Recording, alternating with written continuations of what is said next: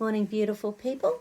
I was working with a client this morning and I came across a fluorescence hologram, so the tuning fork holograms, and it's for the fluorescence clematis, which is a bark flower, and it was so appropriate to so many of us out here that I thought I'd share it this morning because it just gave me goosebumps head to toe. So I thought it was worth a little share because it's about, so the glasses are going to have to come on, it's on dark paper.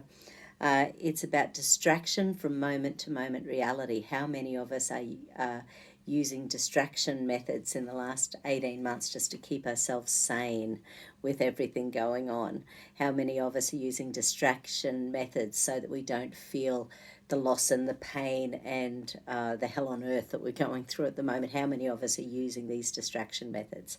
So it's about distraction, withdrawal in a world of illusion when facing reality. So anyway, so it's sort of, it seemed quite appropriate for us. So I thought that's where we would go. Okay, so let's go to part 2.